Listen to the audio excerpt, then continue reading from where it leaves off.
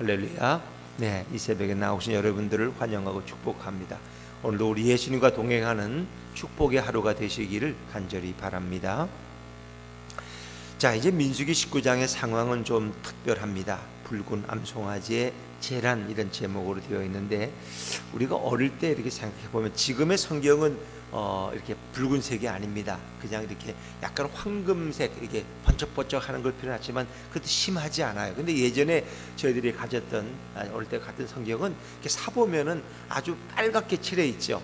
그리고 겉표지는 되게 어떻게 돼 있어요? 검은색으로, 되게 검은색 표지예요. 성경은 가죽으로, 좋은 건 가죽으로 또 딱딱한 이런 종이로 쌌는데, 그리고 되게 여기 중앙에는 빨간 이 색을 칠해놓고 그렇게 해놨죠. 그 왜 그러냐? 뭐 이유는 간단합니다. 여러 가지 이유가 있겠지만 바로 성경에는 뭐가 흐르고 있어요? 예수님의 보혈이 흐르고, 예수님의 피가 흐르고 있다. 그래서 어찌 보면 겉장이 시커먼 것은, 우리 인간의 죄를 씻을 수 있는 방법은 하나님의 말씀, 예수 그리스도밖에 없다는 것입니다. 그래서 이 성경 밖으로 보이는 이 부분은 다 빨갛게 칠을 해서, 그렇게 우리 빨갛게, 늘 성경은 빨간 책 하면 성경으로, 또 겉표지는 검은색으로 늘 그렇게, 물론 그리고 뭐 그 외에는 또 표지가 다양해졌지만은 대개 제가 한 10살에서 한 20살까지 때의 성경은 대개 다 그랬습니다. 대개 다 빨간 색을 칠해놔서 책을 끼고 가는 거 보면 되게 빨간색으로 이렇게 보였다는 거죠.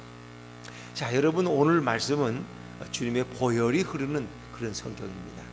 우리가 가데스 바네아에서 그들이 모세와 아론을 거역하고 하나님을 부정했죠. 우리가 애굽으로 돌아가야 되겠다. 애굽에 매정지가 없어서 광야에서 죽임을 당하느냐. 그래서 그들이 모세와 아론을 돌로 치려 했어. 하나님이 진노하셨고 영광 중에 나타나셔서 그들의 그 위협을 막아주시는, 그리고 하나님이 선고하는 거예요. 이제 너희 말이 내 귀에 들린 대로 될 것이다. 그것은 우리가 애굽에서 죽었더라면 좋았을 것을, 우리가 광야에서 죽었더라면 좋았을 것을, 그러니까 결국 너희들의 말대로 너희들은 광야에서 죽을 것이다. 그리고 우리는 결코 가나안 땅에 들어가지 못할 것이다. 그 너희 말대로 너희는 가나안에 못 들어가. 그래서 20세 이상의 모든 성인들은 이제 가나안에 들어가기 전에 앞으로 남은 38년 동안, 이제 2년이 지났으니까 그들은 거기서 죽어야 된다는 거예요. 죽는 게 하나님의 뜻이에요. 어찌 보면 오늘 우리가 육신적으로 죽듯이 그들은 죽어야 돼. 그들은 죽어야 돼. 오늘 내 안에 예수가 있으면, 예수의 생명이 있으면 우리 죽어도 영원히 사는 것이고, 영원히 사는 거지, 천국 가는 건데, 육신적으로 예수를 모르는 사람들은 이 땅에 죽으면 끝이에요. 그게 그냥. 왜? 그 다음에 그의 영혼은 이미 사망했기 때문에 영원한 불못에 지옥에 떨어지는 것이 전부거든요. 근데 오늘 이스라엘 백성들은 이제 38년 동안 다 죽어야 돼요. 20세 이하의 젊은이들만 빼놓고 다 죽어. 그러니까 하루에 보통 80명에서 100명씩 죽어나가는 거예요. 상상해 보세요. 80명에서 100명이 죽어나가면 거기에 뭐 이종 사촌도 있고, 뭐 친척도 있고, 사돈도 있고, 그게 안 갈 수가 없잖아요. 장례식에. 그래서 장례식에 가는 거예요. 그러니까 죽은 사람을 어떻게든 염을 장례를 치러야 되니까 누군가 접촉을 해야 돼. 또 접촉한 사람이 또 누군가 또 접촉을 해야 돼. 이렇게 하다 보니까 시신과 접촉한 사람은 다 부정해지는 거예요. 그러니까 이걸 감당할 수 없는 거예요. 그래서 하나님께서 특별한 법을 만드시는 거예요. 그래서 붉은 암송아지를 잡아서 그 재를 이제 잘 간직했다가 그것을 흐르는 물에 섞어서 그 사람들에게 뿌리면은 3일이나 7일 되는 날에 그들은 정결함을 입고 다시 진영 안으로, 그리고 이 모든 거룩한 모임에 참여할 수 있는 이제 그런 정결함을 입게 되는 거예요. 그러니까 이것이 뭐 너무나 많으니까, 너무나 많아. 심지어 그 죽은 자가 있는 곳에 이렇게 뚜껑을 열어놓은 물그릇이 있어도 그 물그릇도 부정해지는 거예요. 밭에서 일을 하다가 사람의 죽은 뼈를 만져도 부정해지는 거예요. 이걸 뭐 도저히 감당할 수가 없는 거예요. 80명 100명씩 죽으니까 그 시체를 어떻게 감당하고 어디다 매장지를 삼을 것이며, 이 모든 것이 온 백성이 부정하며, 그래서 하나님께서는 이제 이런 방법을 우리에게 허락해 주고 계신다 하는 거죠. 자, 우리 오늘 19장 1절과 2절 말씀, 1절과 2절입니다. 시작. 여호와께서 모세와 아론에게 말씀하여 이르시되, 여호와께서 명령하시는 법의 율례를 이제 이르노니 이스라엘 자손에게 일러서 온전하여 흠이 없고 아직 멍에 매지 아니한 붉은 암송아지를 내게로 끌어오게 하고. 붉은 암송아지입니다. 붉은 암송아지. 다른 제사, 다른 속죄제나 뭐 다른 일반 제사는 다 보통은 수송아지. 근데 이거는 특별히 암송아지인데도 어떤 암송아지? 붉은 암송아지. 전혀 붉어요. 만약에 붉은 암송아지의 붉은색에 만약에 검은색이나 흰색이 몇 개만 들어가 있어도 이거는 부정한 거예요. 붉은 암송아지를 4개를, 이건 아주 특별한 암송아지예요. 근데 그 암송아지 조건은 어떻게 해요? 온전하여 흠이 없고 아직 멍에 매지 아니한, 아직 깨끗하고 때묻지 않은. 그러니까 멍에 매지 않다는 건 뭐예요? 이 소가 이렇게 쟁기를 끌어본 적이 없다는 거예요. 아직 쟁기를 끌어본 적이 없는, 자신의 몸을 일하는데 노동에 맡겨본 적이 없는, 결국은 온전하고 흠이 없고 아직 멍에 매지 않은 그런 순전하신 분이 누구냐? 이 땅에 오신 예수 그리스도인 줄로 믿습니다. 예수님을 상징. 예수님은 절대적으로 순결하신, 예수님은 절대적으로 무음하신 분이에요. 그분은 완전하신 분이에요. 죄와는 전혀 상관없는 분이에요. 그래서 오직 예수 그리스도를 상징하는 것이다. 그것은 죄에 무음하시고 순결하시고 세속과 온전히 구별되신, 그러니까 세상에 일을 하고 뭐 이런 노동 이런 거에 시달린 붉은 암송 아니라 정말 아직도 멍에 매를 보지 않은, 그러니까 세속과 온전히 구별되신 예수 그리스도를 가리키는 거예요. 그래서 붉은 암송아지다. 이게 참 특별한 거죠. 이런 붉은 암송아지는 아마 이스라엘 전체에도 흔하지 않았을 거예요. 아주 찾기가 쉽지 않았을 거예요. 그 특별한 은혜죠. 자, 그리고 3절에 보니까 그거를 진영 밖으로 끌어내라는 거예요. 자, 3절입니다. 시작. 너는 그것을 제사장 엘르아살에게 줄 것이요 그는 그것을 진영 밖으로 끌어내어서 자기 목전에서 잡게 할 것이며. 진영 밖에서, 히브리서에 보니까 그 영문 밖, 진영 밖에서, 예루살렘 성 밖에서 죽임 당하신 분이 누구예요? 예수 그리스도인 것입니다. 예수 그리스도. 그러니까 보통 다른 일반 제사를 위한 그런 짐승들은 대개 그 성막들에서 다 잡아요. 속죄제든 뭐 그것이 번제든 뭐 어떤 것이든 그 번제단 옆에서 다 잡아요. 거기서 다 하나님 앞에 드려지는 거예요. 거기서 피를 뿌리고. 근데 이건 특별해요. 이건 진영 밖으로 나가야 돼요. 왜냐하면 예수님은 모든 인간의 죄를 짊어지셨기 때문에. 그래서 그 당시에 유대 종교지자들은 예수님을 죄인으로 취급했어요. 죄인 중에도 보통 죄인, 상죄인이야. 그래서 오죽했으면 십자가를 져야 될 죄인이야. 아주 더럽고 추악한 죄인이야. 보통 남의 머리가 훔친 뭐 거짓말한 죄인이 아니라 이건 정말 흉악범 중에도 흉악. 왜? 하나님을 모독했고 성전을 3일 만에 헐겠다 그랬고 뭐 별 이상한 소리를 다 한. 그래서 그런 죄인은 유대에도 별로 이건 뭐 자주 있는 죄가 아니에요. 그래서 그는 예루살렘 진영 밖으로, 성 밖으로 끌어내서 결국 골고다에서 죽임 당하신 분이 누구냐? 예수 그리스도라는 거죠. 그거를 미리 성경은 예표하고 있는 것입니다. 또 그것만 아니에요. 자, 우리 5절 말씀, 5절입니다. 시작. 그 암소를 자기 목전에서 불사르게 하되 그 가죽과 고기와 피와 똥을 불사르게 하고. 보통의 제사를 드릴 때 이렇게 하는 경우는 아주 극히 몇 가지 외에는 이렇게까지 하지 않습니다. 이건 이 모든 고기를 다, 암소를 다 완전히 불살라 버리는 거예요. 그렇죠? 가죽, 고기, 피와 똥 다 불사르는, 이렇게 하는 경우는 없어요. 대개 살은 도려내고, 대개 고기나 살은 따로 해서 그것은 제사장들의 목이 되고 다 그렇게. 그리고 껍데기만, 또 가죽만, 또 뼈만, 꼬리만 이렇게 하는데 이거는 완전히 송두리째. 그 암송아지 머리끝부터 발끝까지 다 불살라버려요. 그러니까 예수 그리스도는 머리끝부터 발끝까지 그 십자가의 제단에 박혀서 거기서 완전히 거기서 하나님 앞에 제물로 드려지는 거예요. 이 불사름을 당한다는 것은 온전하다. 예수님의 어느 부분도 제외가 없이 온몸 그대로 그분은 하나님 앞에 제물이 되시는 거예요. 여러분과 저의 속죄의 제물이 되시는 거예요. 그래서 그 암소의 가죽, 고기, 피와 똥까지, 세상에 오죽해서 똥까지 다 불살라서 올려지는 거예요. 특별하죠. 또 6절입니다. 6절에 동시에 제사장은 백향목과 우슬초와 홍색 실을 가져다가 암송아지를 사르는 불 가운데 던질 것이며. 그래서 여기 나오는 백향목, 우슬초, 홍색 실, 붉은 암송아지는 다 이 땅에 오신 예수 그리스도의 사역의 한 캐릭터, 그분의 특징을 드러내는 것입니다. 이 백향목이라는 건 순결함, 성결함, 깨끗함이에요. 같이 있는. 그다음에 우술초라는 건 뭐예요? 죄를 정결케 하는 게 우술초예요. 우술초로 씻는. 우술초라는 말 많이 나오죠. 죄를 정결케 하는 능력이 있는 그런 약초가 우술초예요. 홍색칠은 이건 처음부터 예수 그리스도의 보혈을 상징하는 색, 홍색칠인 것입니다. 그래서 이 모든 것은 다 예수 그리스도의 인격과 사역을 가르치고 있는 것이다. 그래서 암송아지를 사르는 불 가운데 그것을 다 던져요. 백향목, 우술줄, 홍색실 다 던져요. 이제 그리고 그것을 행한 제사장도 물론 부정해요. 그도 자신의 몸도 그리고 그 송아지를 불 사는 자도 그것도 부정해요. 그리고 이것을 검송아지를 죽여가지고 그 죄를 얻기 위해서 이렇게 하는 거예요. 자, 우리 9절 말씀입니다. 9절입니다. 9절 시작. 이에 정결한 자가 암송아지의 죄를 거두어 진영밖 정한 곳에 둘지니 이것은 이스라엘 자손 회중을 위하여 간직하였다가 부정을 씻는 물을 위해 간직할지니 그것은 속죄제니라.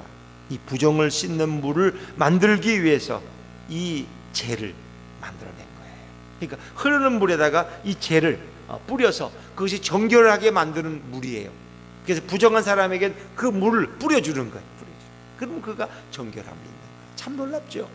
붉은 송아지를 죽인 거기에 백향목과 우술초와 홍색실, 예수님을 상징하는 예표하는 그 모든 것들을 다 던져서 그것을 다 살라서 그것을 만든 재를 가지고 흐르는 물에 그것을 가지고 만들어서 이 잿물이라 그러죠. 잿물.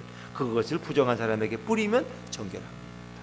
결국 이것은 이 땅에 오신 예수 그리스도의 보혈의 피를 통해서 우리가 정결함을 입을 것을 말씀하고 있는 거죠. 참 놀라운 거예요. 주님은 오늘 우리에게 이것을 미리 예표하고 있다. 자, 이제 그것만이 아니죠. 여러분 보세요. 자, 우리 11절, 12절 말씀, 11절, 12절 말씀 한번 보죠. 11절, 12절 시작. 사람의 시체를 만진 자는 이래 동안 부정하리니 그는 셋째 날과 일곱째 날에 잿물로 자신을 정결하게 할 것이라. 그리하면 정하려니와 셋째 날과 일곱째 날에 자신을 정결하게 하지 아니하면 그는 부정하니. 아멘. 그랬습니다. 그 정결하게 하는 그 물, 그 잿물이죠.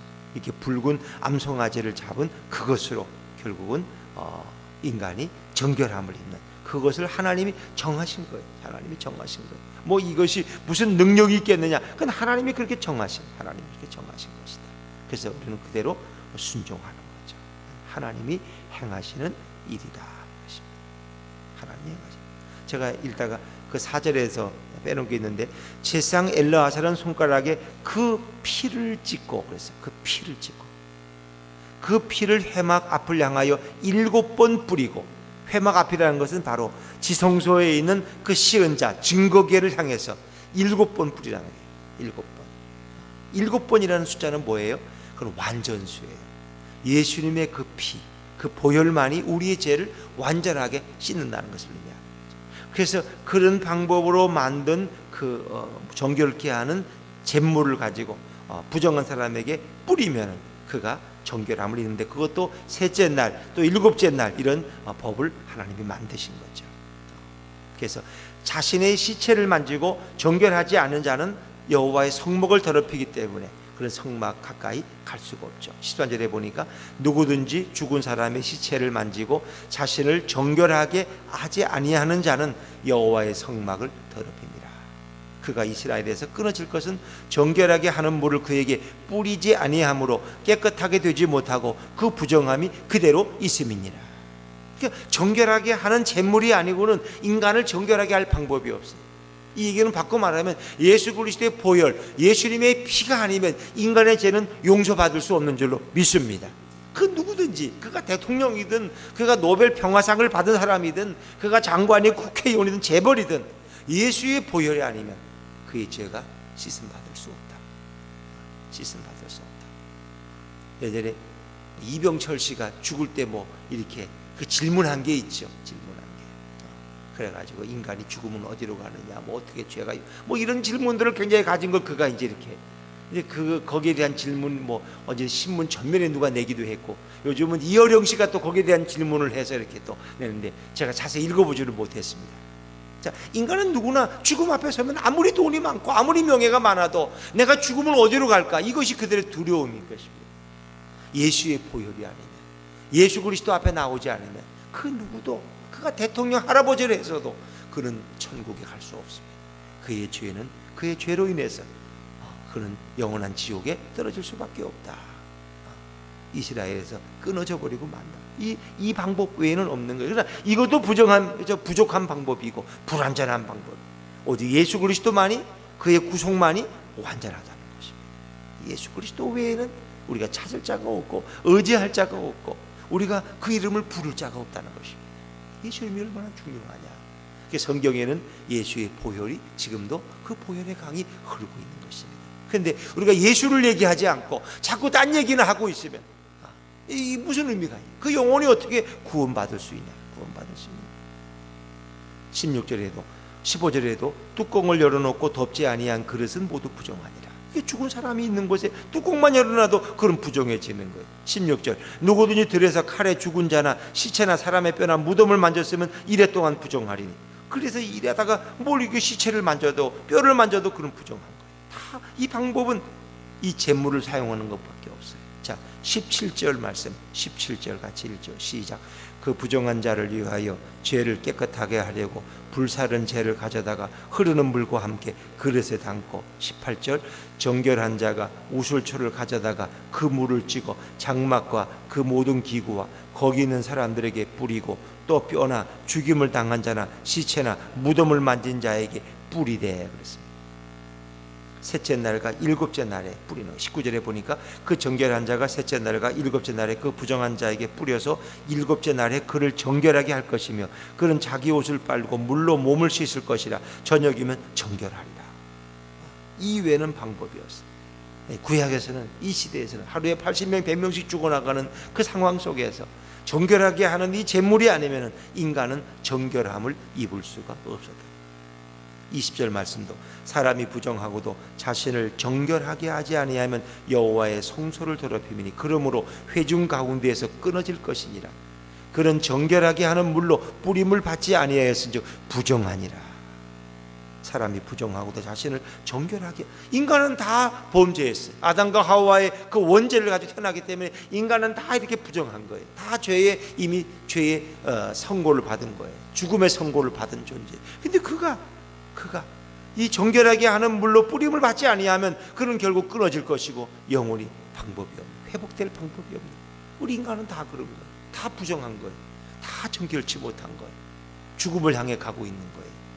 그래서 우리가 전도하지 아니하면, 우리가 이 복음을 고백하지, 제가 찬송 부르면서 찬송하세요, 찬송하세요.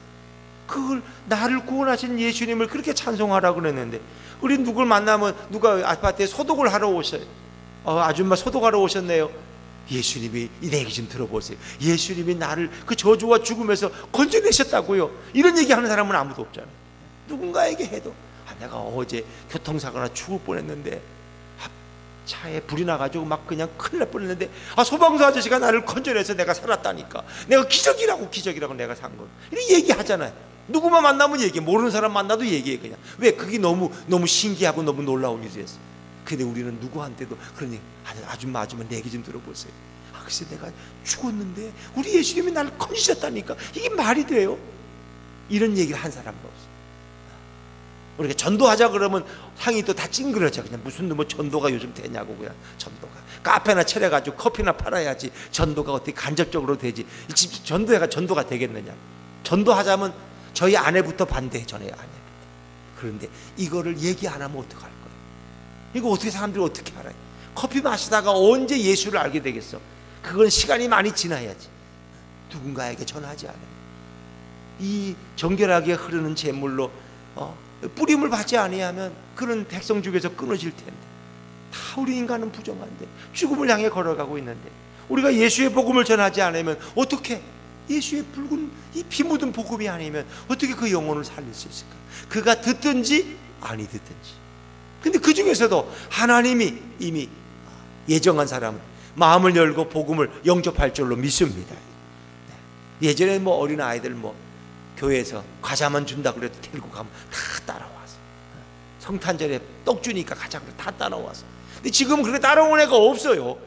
100명이면 한 2명이나 따라올까? 그럼에도 불구하고 예수 그리스도의 보혈이 아니면 인간이 영원히 구원받을 길이 없기 때문에 이걸 전해야 돼.